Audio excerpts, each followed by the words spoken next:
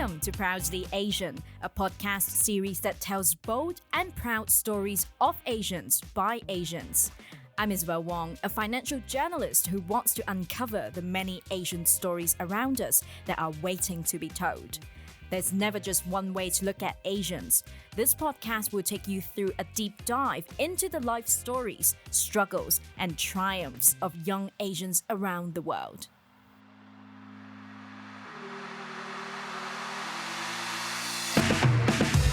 On today's episode, we have Aanchal Wadhwani, a Hong Kong-born and raised Indian photographer, model, actress, and entrepreneur who currently owns 4 businesses in the creative industry. She talks to us about Asian representation in media and her entrepreneurial pursuit to challenge biases. Welcome to Proudly Asian, Aanchal. It's a great pleasure to have you with us on the show. Thank you for having me. I'm really excited to be part of this. Yeah, and I have prepared a lot of questions for you because knowing your story, what you told me when we were chatting about your experience, your background on Instagram, I just have a lot of follow-up questions for you. So I'll just get started with the most basic one, Okay. which is your background. Could you tell us about who you are, what are you, and where did you grow up? What am I? I'm an alien. So I'm an Indian, born and raised here in Hong Kong. Who am I? Honestly, I don't really identify as like an ethnicity, if that makes any sense. So like when you ask me this question, I feel like, I know I'm Indian, but I don't look at people and see a color or like an ethnicity in a sense. So it feels kind of strange for me to say, oh, like, hi, I'm Indian. Yeah, so basically I tried to start off the show with this question because a lot of the times I think most Asians might be able to relate to this experience where like someone would come up to you and be like, oh, let me guess, you must be Korean. And then they would just assume who you are or what you are without you even properly introducing yourself. So I think it's only right for us to start off the conversation with this and you could tell us your version of what you think you are. Okay, so usually with me, it's like people will come up to me and ask me like, oh, where are you from, right? And I just like to ask people to guess just to see what they come up with. And I rarely ever get someone telling me that I'm Indian. So they will just look at me like, oh, you're from,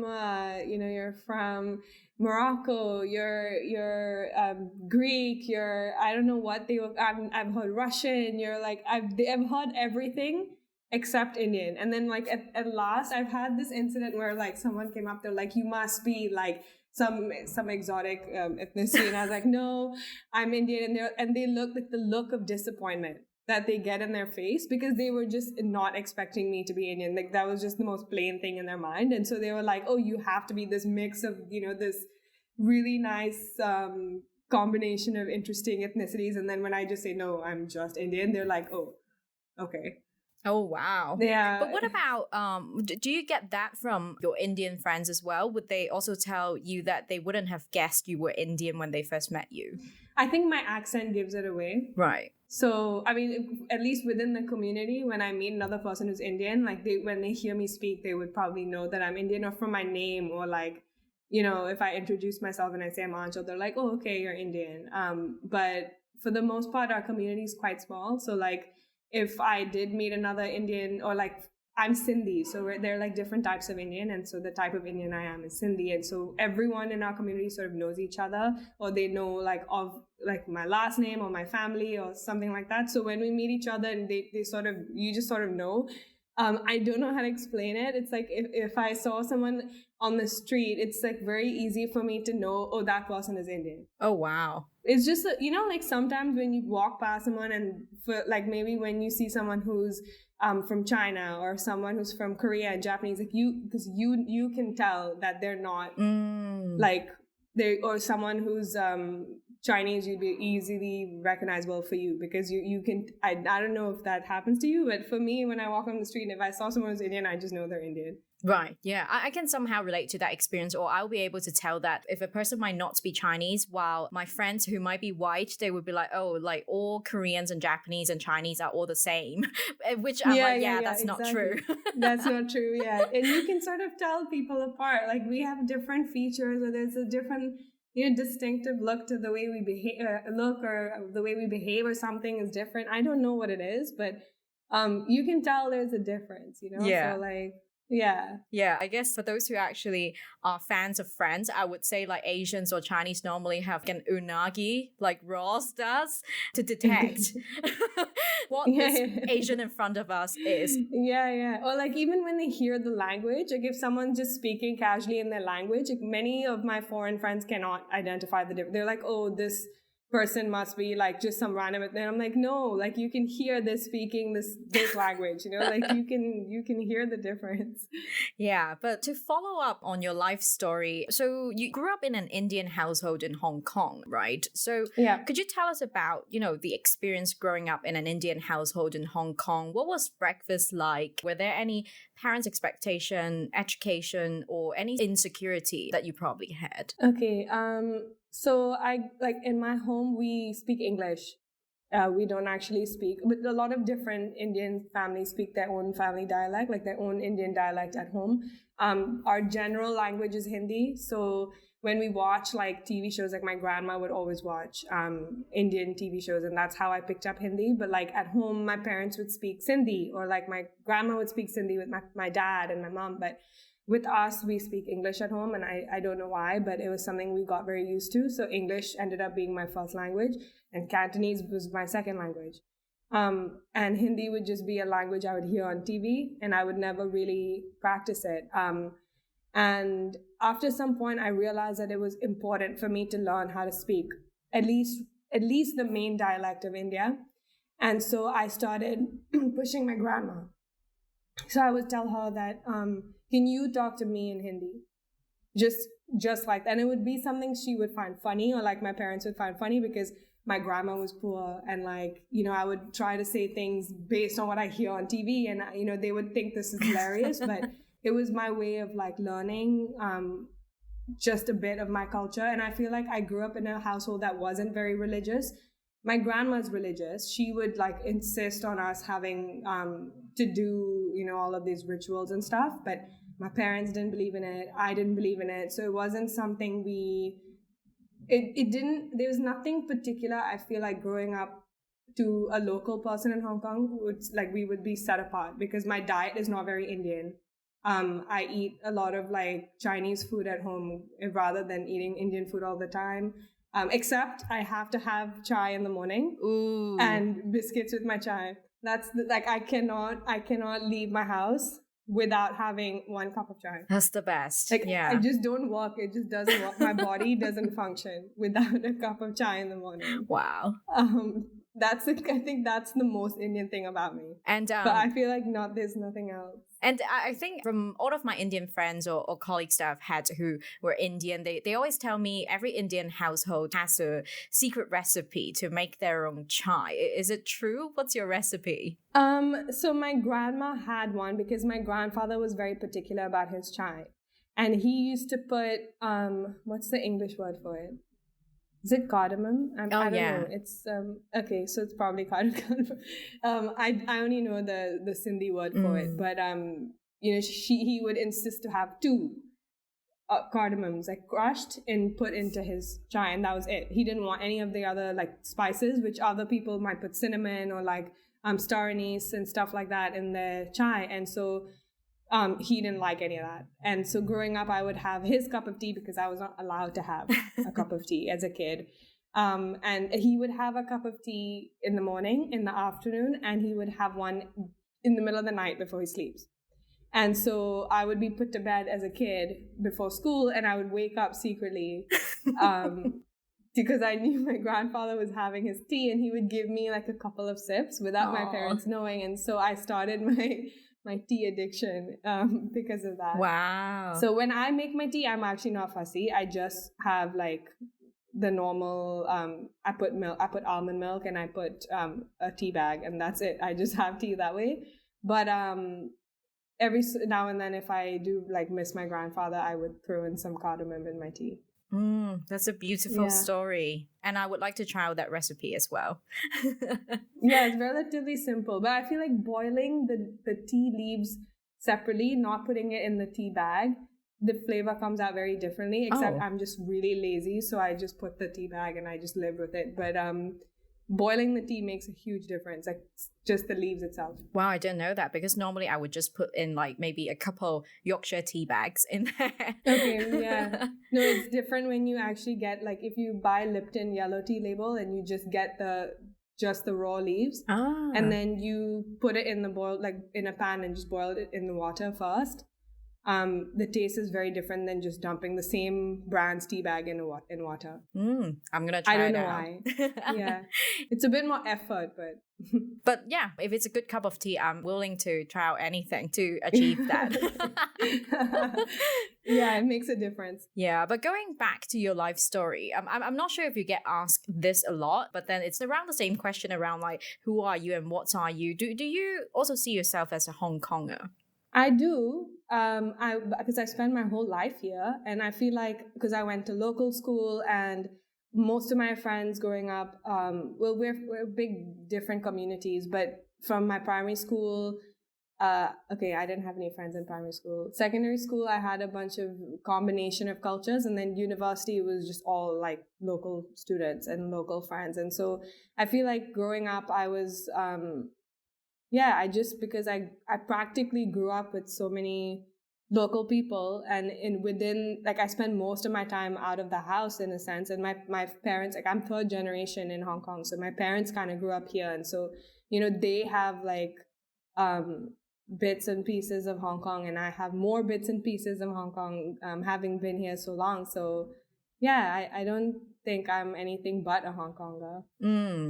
But obviously, you and I both know the sad truth is that there are a lot of people in Hong Kong who might not see it that way. Like if they see someone who's not Chinese, they might think, okay, that person cannot be Hong Konger. So did you ever face any racism in Hong Kong or in places that you've lived or been? Well, I said earlier that I didn't have any friends in primary school. That was a really painful experience for me. And it was riddled with racism, just in and out. And I feel like when I look back at it, it's not because anyone wanted to do anything on purpose.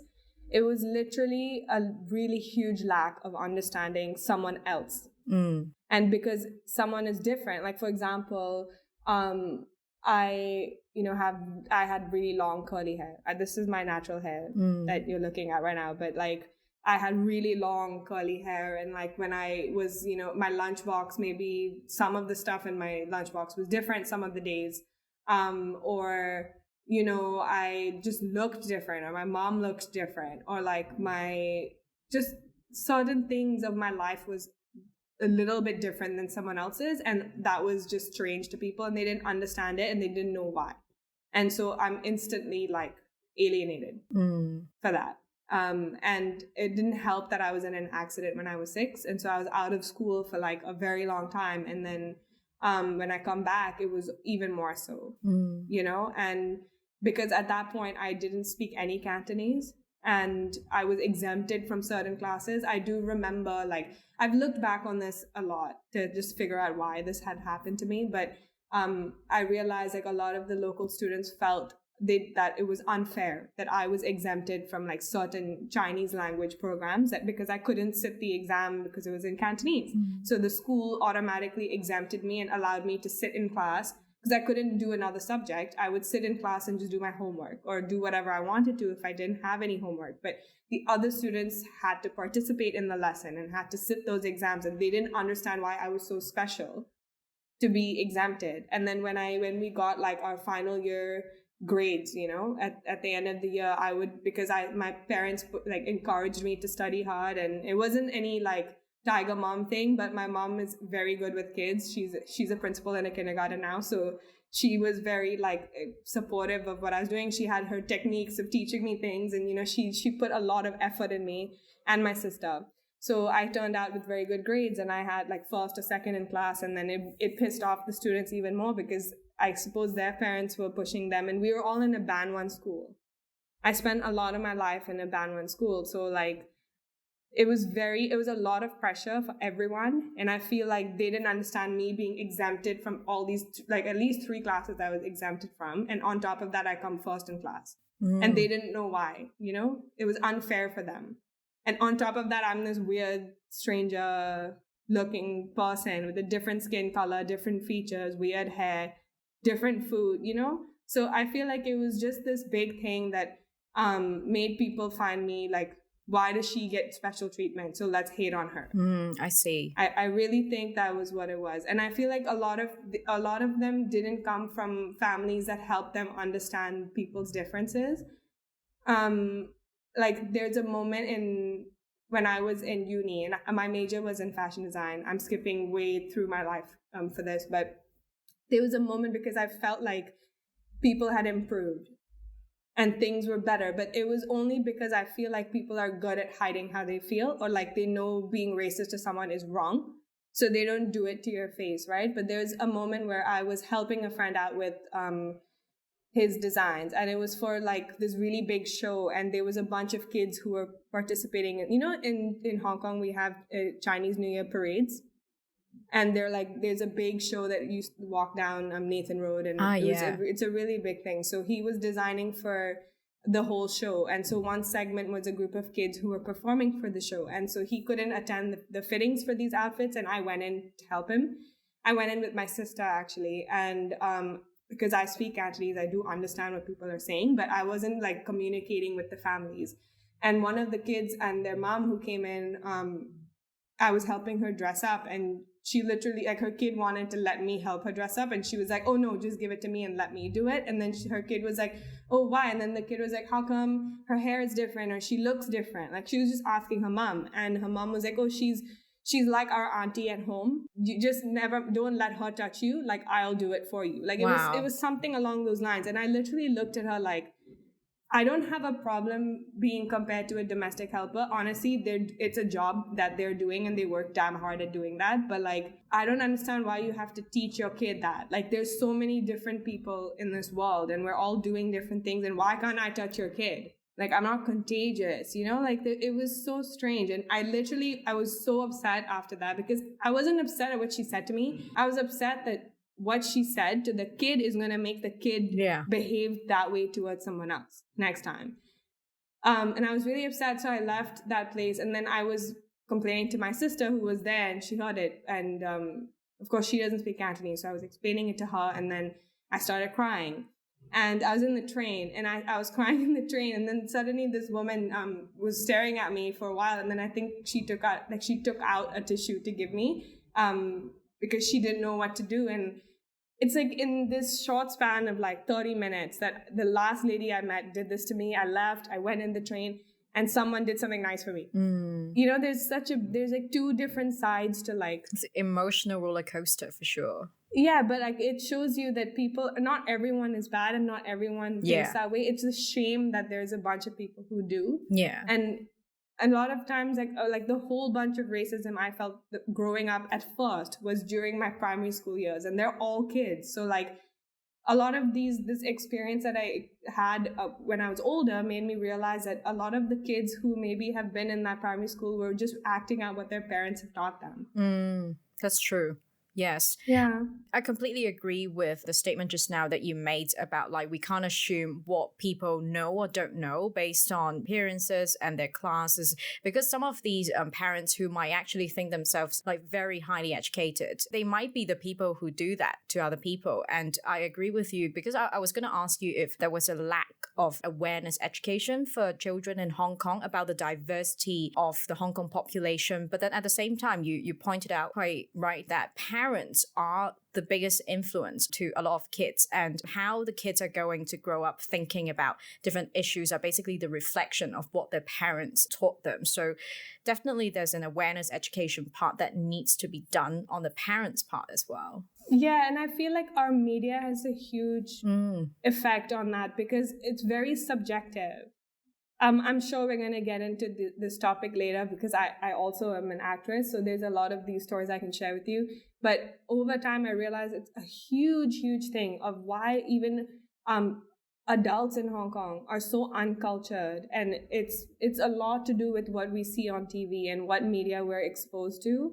And even though we're in a day and age where we have like internet in our hands, it's still a lot of what we consume and what we are told, like people we around us also encourage us to what we believe on the internet, because now we've come into a society where we know not everything you read online is real. So I think a lot of, even if you come across something and you don't understand it, you ask your peers and your peers don't understand, but they'll pretend they understand it. It's just this whole like complicated thing that's affected by all these people around us that it's so hard to control, but it's a very slow like thing that you have to sort of inject in the community. But I feel like it will take like all of us to like change that. Yeah, exactly. Collectively. Exactly. And now I would like to talk about your work, because you are a photographer, you're a model, you're an actress, you're an entrepreneur who is responsible for 4 businesses across the fields of photography, design, production, and talent management. So how did it all start for you? Okay. So I was 16 and I was studying fashion design at the time. It was my first year in the degree. And I was one of the youngest in the classes. And, I've always had this entrepreneurial spirit, my dad being an entrepreneur and like growing up within a family with a very big dreams and like, so I wanted to do something. I wanted to have my own business or like understand where I wanted to fit in, but none of my parents my family are not very creative. So it was a thing I had to figure out myself. So I thought, okay, I'm in this design program that I love and stuff, but I'm being taught 24 hours a day to just be super creative.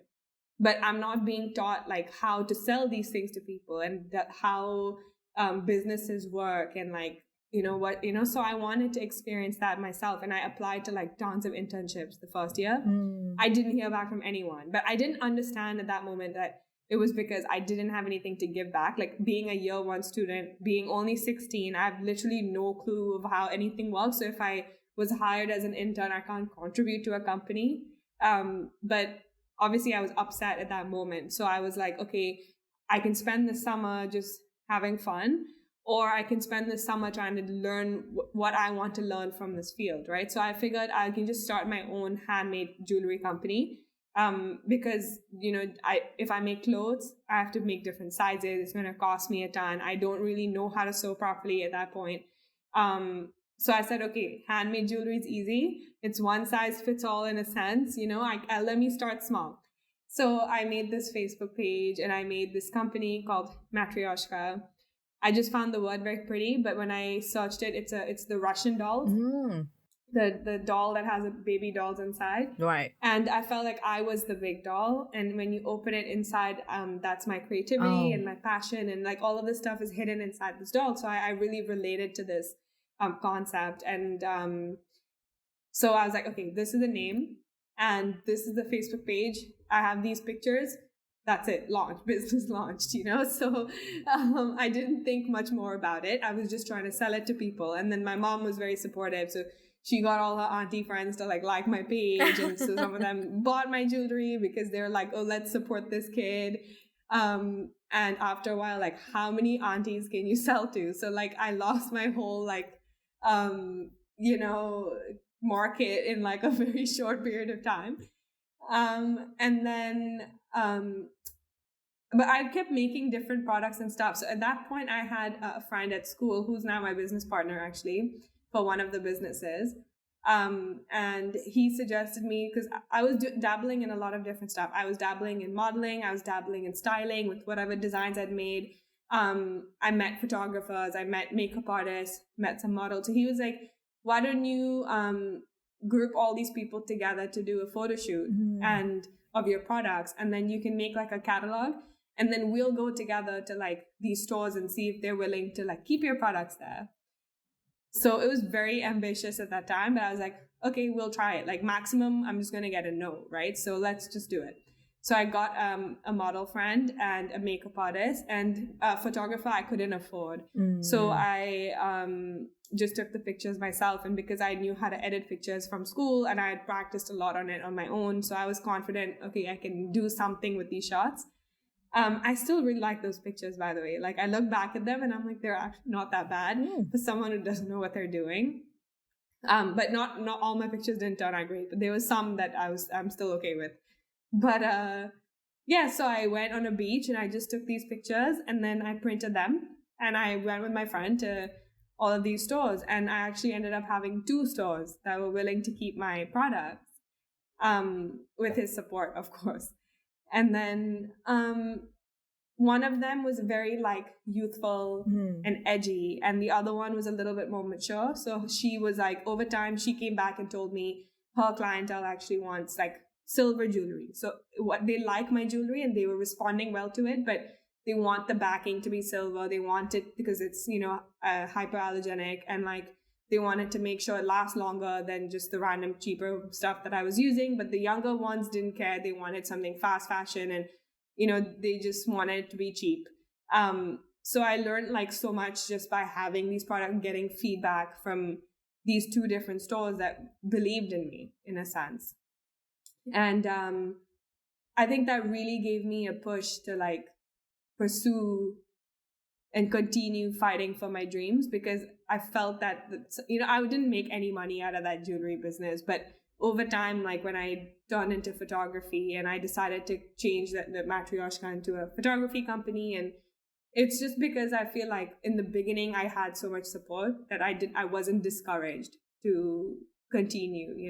That's beautiful. And it's quite a journey that you went through, because a lot of people, when they're thinking about starting a business, they would think, my first product idea has to be as good as, Apple. I need to be like Steve Jobs right after launching my first product. But your story just told us it's a whole journey. Like your first product is likely not going to make you any money, but then you learn a lot from the process, and you will become a more mature entrepreneur over time to grow any other business that come along the way. Yeah. But of course, you are doing so much, and I'm sure you get asked this a lot. How do you find all the time to do everything that you're doing now? I don't, honestly. I don't think about it. I just put my finger where I'm needed at that moment, and I have, for 2 of the businesses, I do have partners, so it's a lot less burden than just doing it on my own. But I don't know. Like, it's just, I don't know. I can't answer that question. Do you sleep? I do sleep. I do sleep. I have to sleep. Otherwise, I can't function. So I do find the time to, I don't know. It's just like when I'm needed or I have to do something for one of the businesses, then I just do it. And I'm very fast at doing things. I think one thing I noticed about myself is I have a very clear schedule. Like, I have to do this today, and it has to be done. So I will just make sure that that's done in an order, like whatever needs my attention first. And I don't like to spend hours on one thing. So I make sure like, I don't have the patience. So I make sure what I'm doing is good and fast. And if I can't do it fast, then I have to find a way to do it fast over some time. Like, it bugs me if I take too long on one thing. Yeah. So I think because I can do things at a faster pace, over time and practice, that I guess I can finish my tasks quicker, and then I have more time to do other things. Yeah, I can relate to that as well, because these days I've also been trying to achieve work-life balance. Like maybe 10 years ago, I used to say work is my life. There's nothing else. But then these days, I actually want to have a life. So in order to achieve work-life balance, I need to be very disciplined. Yes. Same. So before, honestly, same as you. Like, I didn't care. I thought like, if 24 hours a day I can work, I'm going to be happy to work 24 hours a day. But now I'm like, that's not normal. Like, why should I work 24 hours a day, right? So then I want to do other things that I like and spend time with people that I care about. And then, so now I'm like, I want to actually live the life. Exactly. That I've been given. And in one of the industries that you are in, you obviously work as a photographer. You're an amazing photographer just by scrolling through your profile. Thank you. I'm in awe of your creativity and your skills. But then, unfortunately, photography is still considered a male-dominant industry, despite it's not true, because there are so many talented female photographers out there. But then we know that the industry still thinks that way because of, examples like Nikon's All Male Photographer campaign just a few years ago. And my question is, did you face any challenges in your career as a photographer just because of your gender or appearance? Yeah, 100%. So when I started, I think I was 17 when I started photography, but it was just a hobby. And then by 18, I had properly chosen to pursue it like full time, although I was still studying design. But I think my first proper like paid client, I was getting paid like a really decent amount at that age.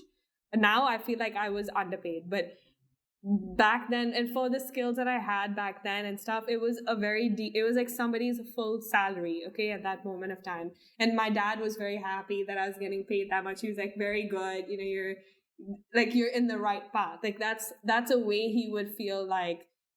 And don't even get me started on like wanting to pursue a career industry being Asian. But yeah, so it was a moment of eureka for my dad to see, okay, she's able to pursue this and actually get money out of it and have a living. And I was really excited about it. And when I met the client, like I remember she'd asked me to bring an invoice.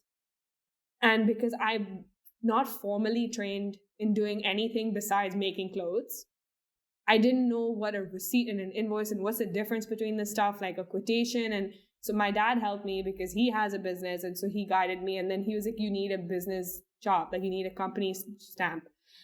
And the client had asked me for one too. And I was like, being the creative person that I was like, I'm not going to go get a random company job from some stupid ass shop.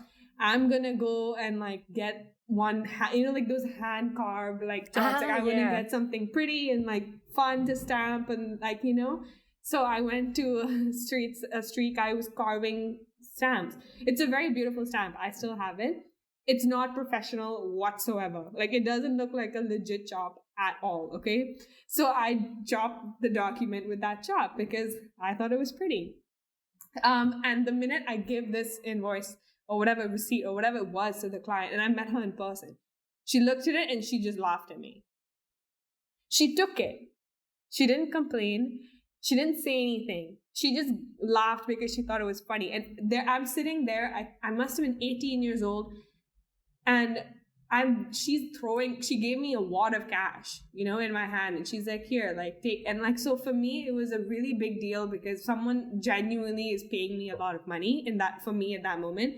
And when she laughed at me, I felt like I had done something wrong, but she believed in me. And I feel like no one believes in like an 18-year-old kid to handle a whole full production at that point of time. But I feel like there were moments in my life where I don't even remember what the question was. It was any challenges that you had in your career because of your gender and appearance, but I do enjoy your stories. Sorry. I got carried away.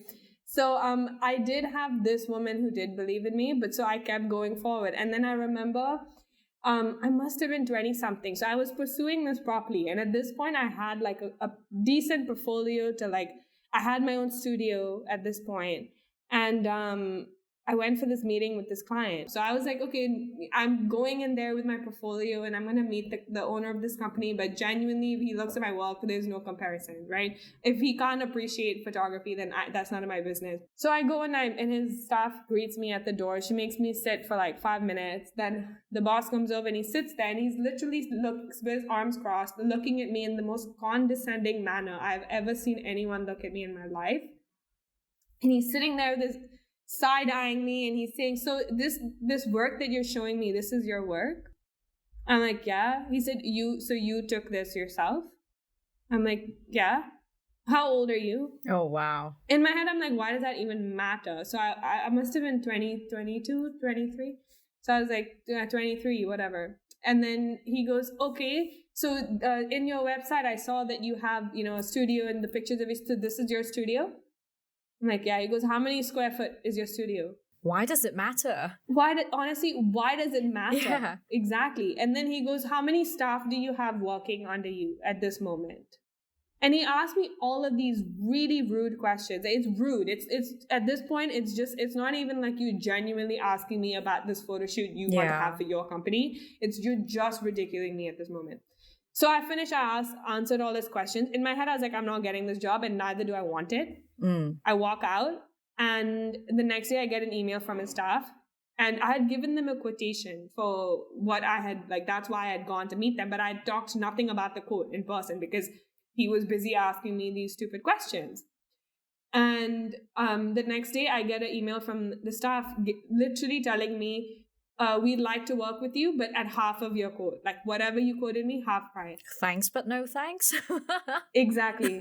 Thanks, but no thanks. And genuinely, I'm like, what is your problem? Like, if you like my work, then good for you. Let's work together, right? But like, if you don't like my work or you have a problem with me for any, like, I don't understand why you think it's difficult because I look like a kid, or I might be young, or I don't know. And I've always had like a baby face. I look much younger than my age, but then I've had really good clients along the way who, like I said before, when I was 18, this woman had completely believed me, and she didn't think twice. I'm sure she did, but then she didn't let that keep her from giving me a chance, you know? And like, I've had clients who like completely give me free reign on their art direction because they really like my aesthetic and they believe in me. And when I put something together, they know that I would put full effort in putting it together.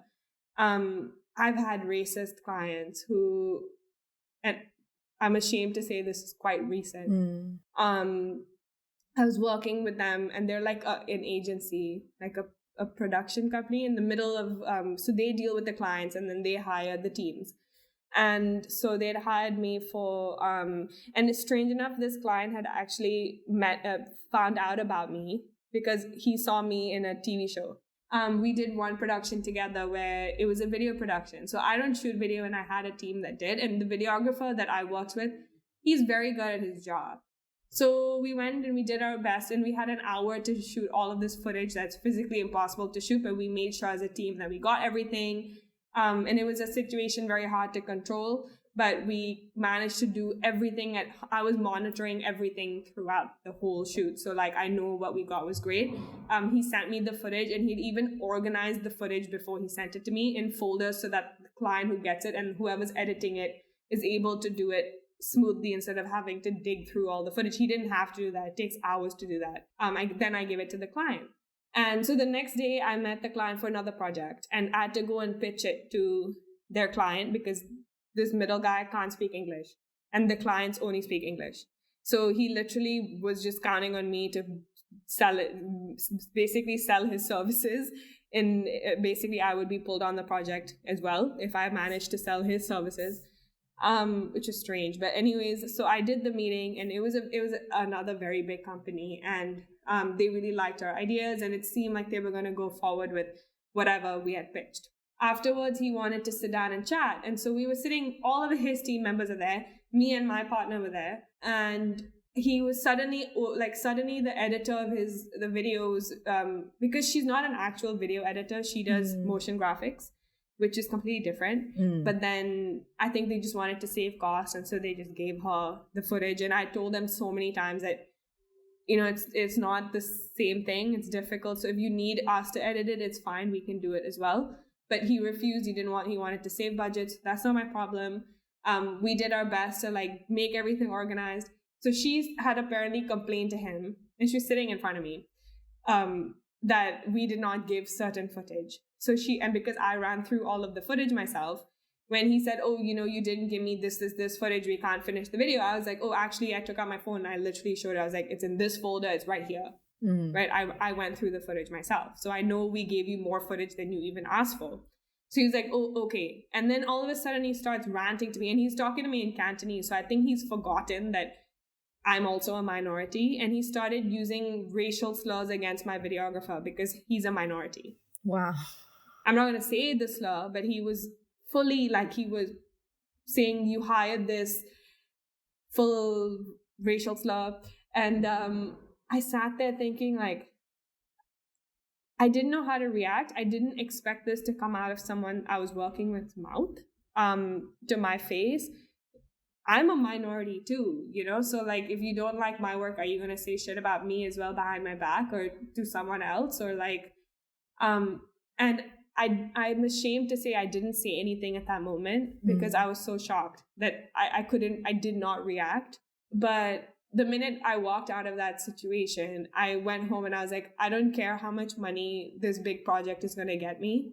I don't think I ever want to work with this person again. It doesn't matter. It's just that if this person can't respect me or my team, no matter what I do in the future, if even one thing slips up, it's going to be like our problem because of this minority issue he has in his head. So I just bailed on him on the job. Yeah. I told him I'm not going to pursue forward. Like, you have our ideas. If the client wants to go with this idea, you can just pay me for this conceptual part. After that, we're not handling it. You can find your own team. I think over a couple months later, I found out he did not get the job. And they didn't trust him and his other team to continue forward. But he did reach out to me to work on him with something else, and I said no again. But it's really a shame to see that underlying people think certain things about people just because of how they look. And honestly, what the footage that I got, I reviewed it myself, and I know it was really good footage. Such a terrible story, because from the couple stories that you just told us, I was just wondering, like, if they didn't believe in you, why would they even ask to talk to you, and why would they even hire you? So it's beyond me. But I guess, like, for other people, maybe younger people, let's say if you imagine you're talking to your younger self, or people who need to deal with these kind of like casual microaggressions and unconscious biases, if you could give them any advice to deal with these moments, what would be your takeaways for them? Honestly, like, every time I look back at any of these situations, I try to tell myself it's not that someone's doing this on purpose. Like, I feel like no one purposely wants to say things to hurt someone else. I feel like it's just something that maybe they haven't understood properly, or they haven't been exposed to enough. There's certain biases where people think, for example, like the most common one is all Filipinos are only able to work domestic helper jobs. Like, they haven't met maybe enough Filipinos to know that there's so many talented professional ones out there who do so many other things. Like, I know people who are like literal amazing singers, people who are running businesses, who teach kindergarten, different the professions. I know people who've started catering services, who are acting. There's modeling, there's styling. I know so many. But people don't see that. They just see this one thing and they're like, oh, like with Indian people, everyone wears a turban. Everyone's father works in chunking. It's this thing where they just don't know any better. And so if you're doing something that's out of this common idea that, oh, Indian people, okay, you guys work in tailoring. Oh, how come you're doing this? How come you're in this field? Like, I can't trust you because you don't have a background in this field. But that it makes no sense. Yeah. That's true. But it's like this stereotype where all Indians are good at math, all Indians are good at IT. But if you do anything different, it's like, why are you in this field? You don't belong here. Go on your computer. Yeah, I guess what you just pointed out there is right, because it's a lot of the times it's not even up to like us or like ethnic minorities to manage ourselves or to think about how do we deal with those moments. It's like we need to proactively talk about these problems and do something about it, so like these moments will not even happen. Yeah. And I guess this is also the reason why we are having this conversation as well. Yeah. But back to your photography work, for any aspiring photographers out there, do you have any advice for them? What's your usual creative process, and how does one get good at photography? Okay, so I think the biggest misunderstanding about photography is that your gear is the most important thing. It is a tool, and it's a tool you need to understand to use before you can actually like make great photos, because you need to know what it does and how it works. But you don't need the most fanciest camera, fanciest lights, and the brand doesn't necessarily make a great photo. It's like this thing when you go and buy a camera, the people who sell it to you will tell you, oh, this camera is it's the ISO can go up to like 12,600 now, and this one is amazing, it's full frame. Like, most common people don't need to print their photos the size of a building. Yeah. So you don't need that kind of technology for you and just taking photos of your family. Like, I remember I went to a Canon workshop, because I spend a lot of money on Canon, and so because I choose to use Canon for work, and I got a bunch of points that I can use for free, and so I could go to a class. And so I went to a class, and I literally, in the class, I am the only professional photographer in the class. My gear was the cheapest amongst all of them.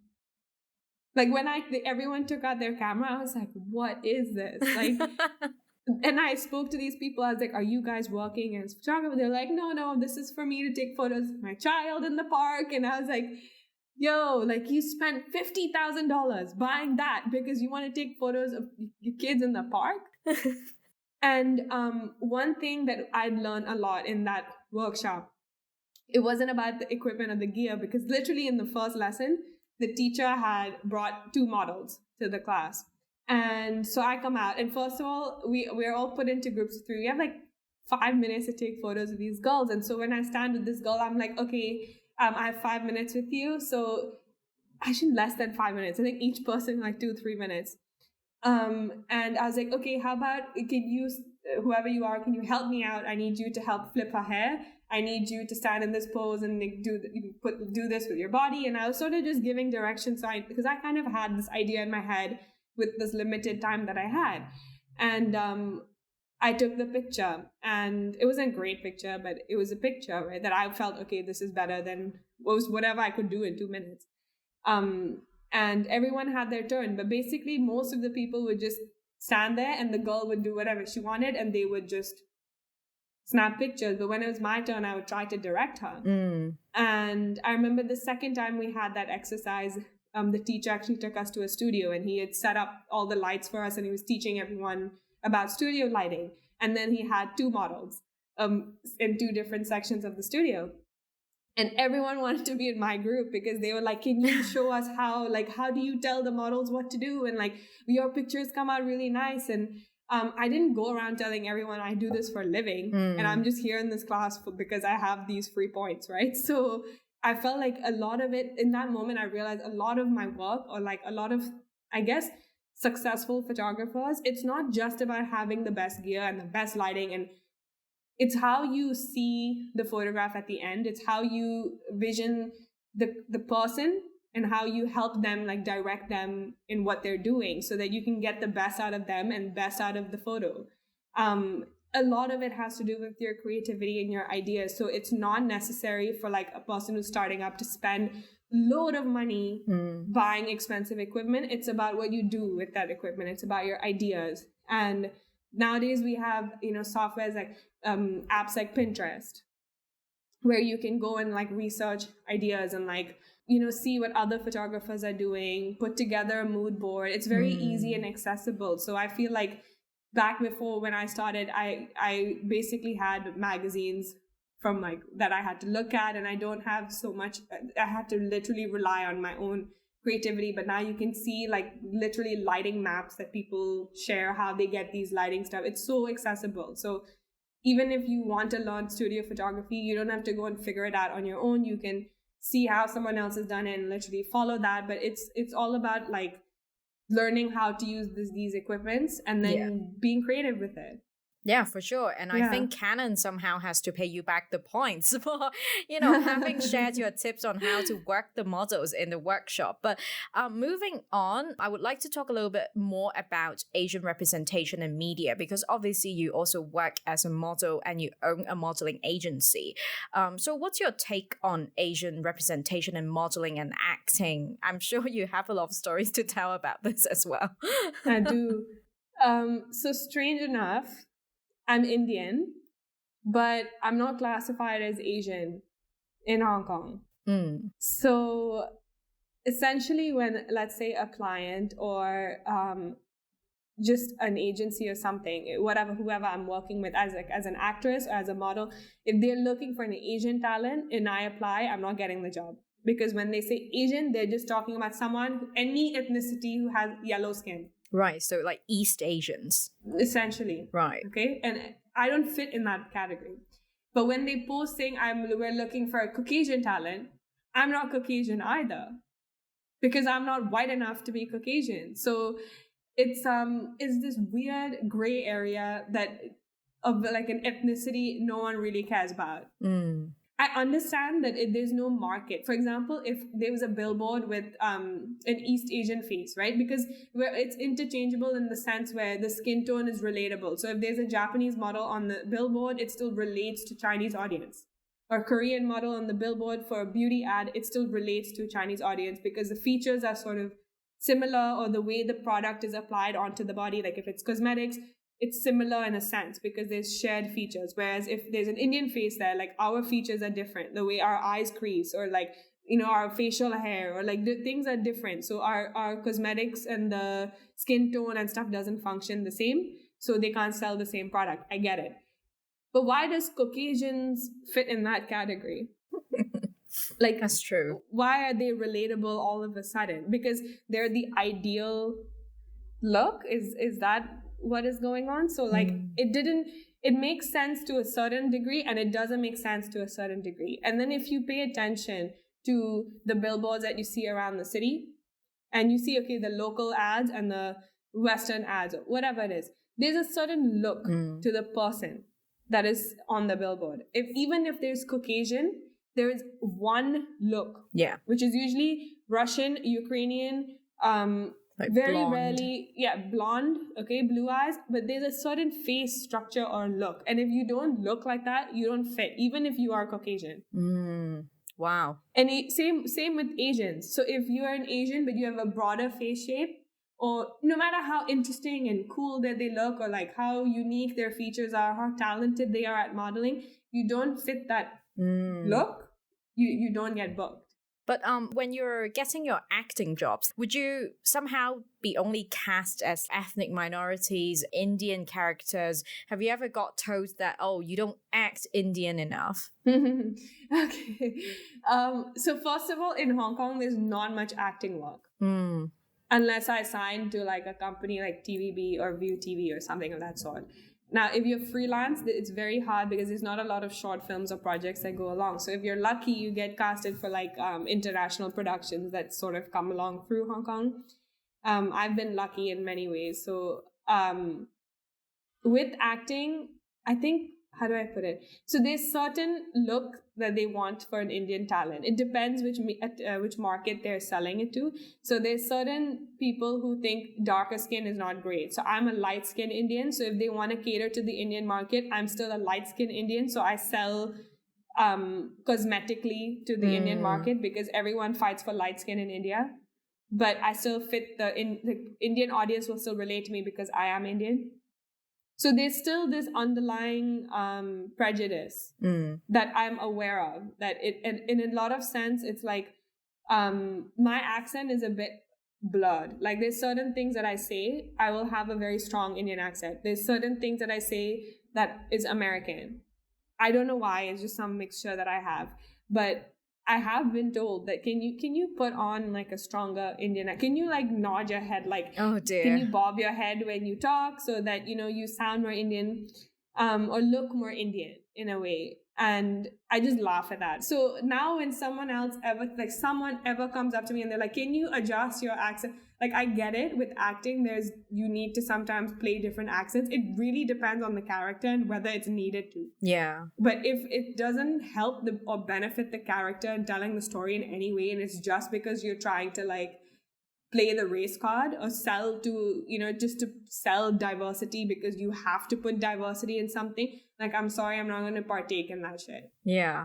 So you can find someone else who fits that card. And the sad thing is, like, I've been asked by like major companies, like, oh, we want to hire you for like our production. We think you're a good fit. Okay, tell me about the role. You have to play a gangster who's kidnapping somebody. I've been told that by a big company in Hong Kong. I was like, me, a gangster kidnapping somebody? They're like, yeah, because you have tattoos on your back. So, you know, and the gang is Indian. So I think you would be a good fit. I'm like, great. So because I'm a skinny female, like if I was physically to kidnap anybody, I think I couldn't do it. If I was the person being kidnapped, yeah, I think that makes that sense. Would be, you know, more convincing. Exactly. I was like, I can't physically it doesn't work. It doesn't make any logical sense. And you want me to be someone kidnapping? And who am I kidnapping? Some girl. And I have 2 gang mafia dudes with me in the scene. I'm like, hell no. Like, I'm not playing this character. I've been given a script to play a main character for this girl who, and sadly, this is written by another Indian writer, by the way, producer, writer. And the character is basically this girl who comes to Hong Kong to study, and her parents don't let her finish her studies because they want her to go back and get married young. and she doesn't want to quit her studies because she cares about her career, and she falls in love with this non-Indian guy. And basically the story is that she lies to her family and makes up this Indian name for this guy she likes so that her parents stop bugging her.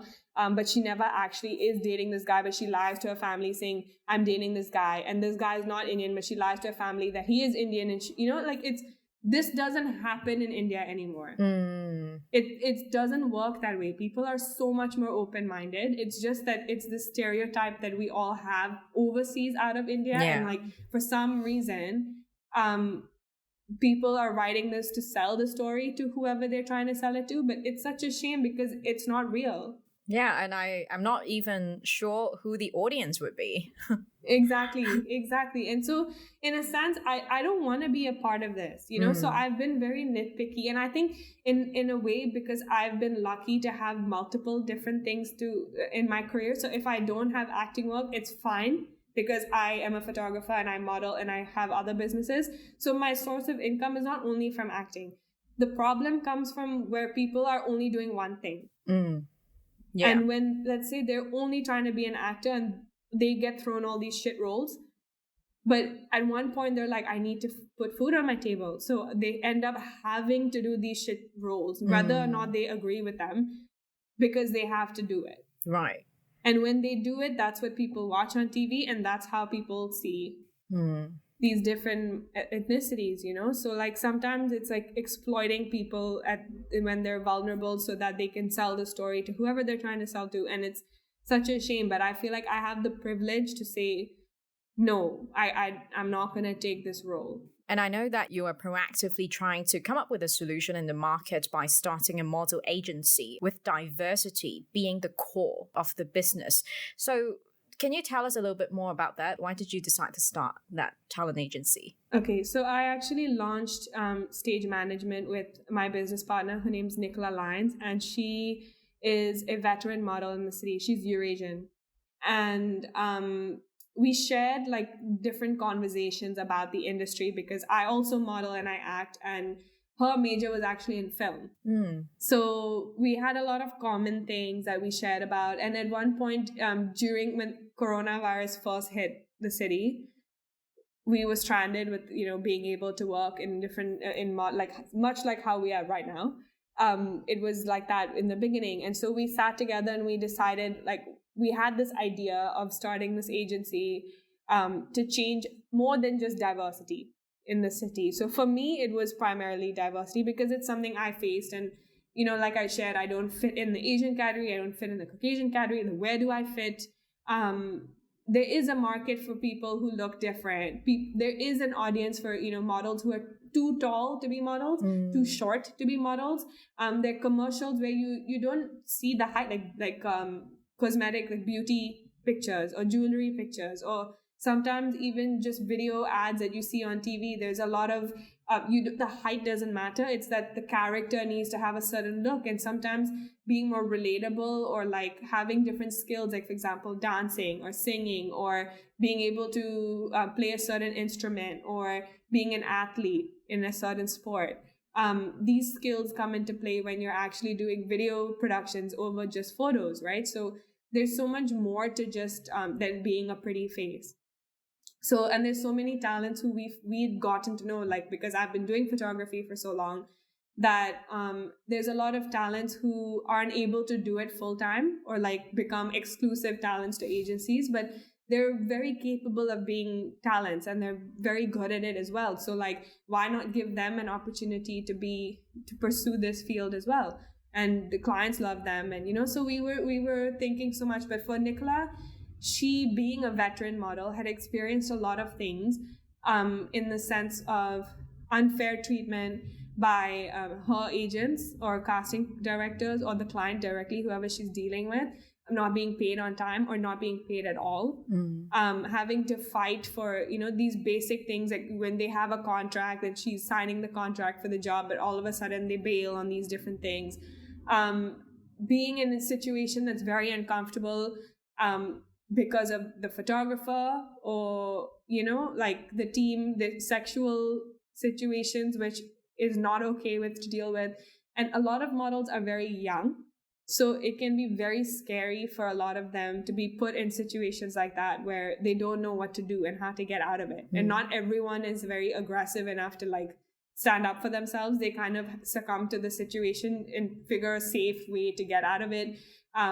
Many times it leads to abuse and things that are just not nice at all. It can be very scary and manipulative. So having experienced these sort of things, both of us have experienced, but because she does it full time, she experienced it a lot more. She wanted to make an agency that's fair to the model so that they know the rate upfront.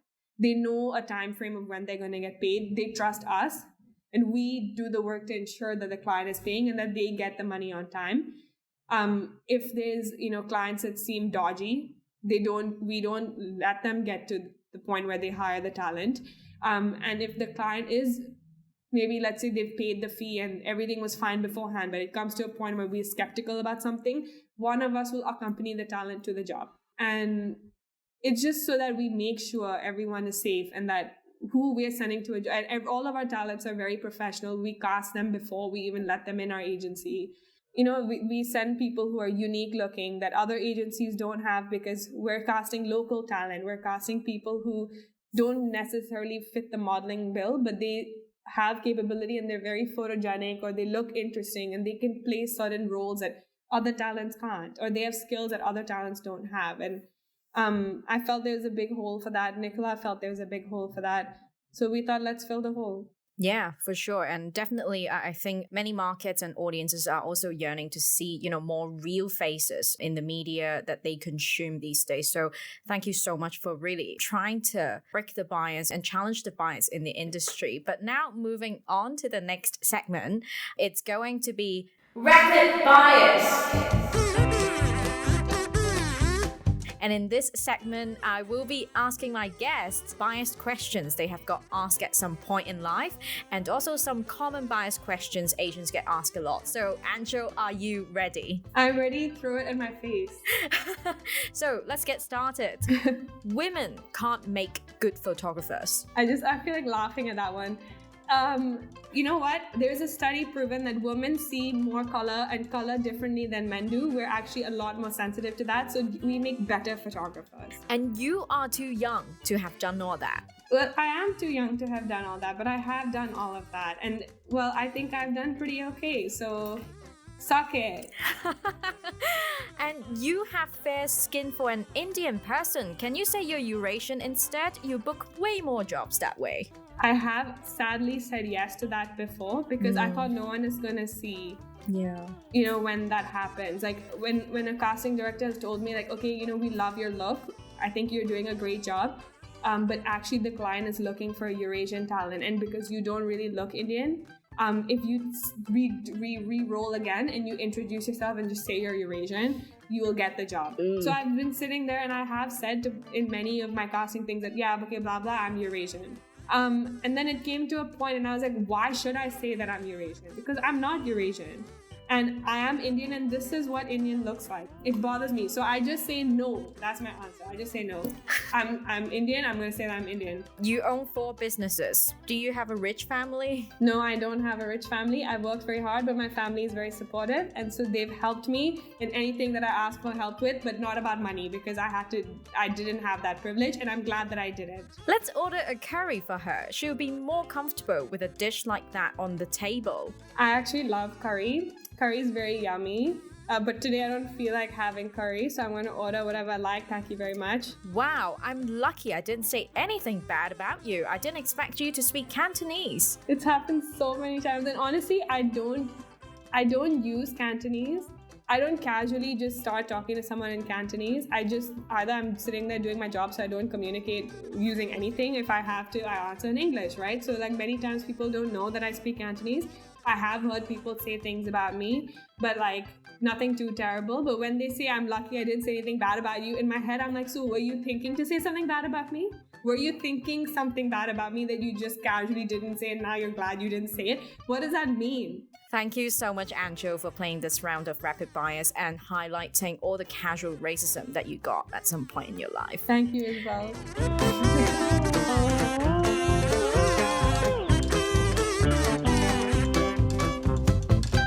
Now, We're actually going to release this episode as part of our International Women's Day special content. And for International Women's Day's theme this year, it is Break the Bias. So, Aanchal, what are some of the biases that you would like to break, and how do you think they can be broken?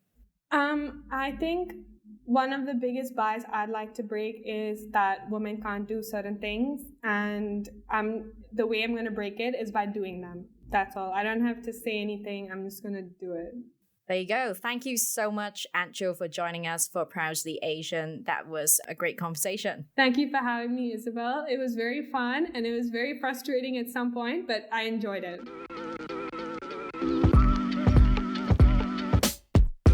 That's it for this episode of Proudly Asian.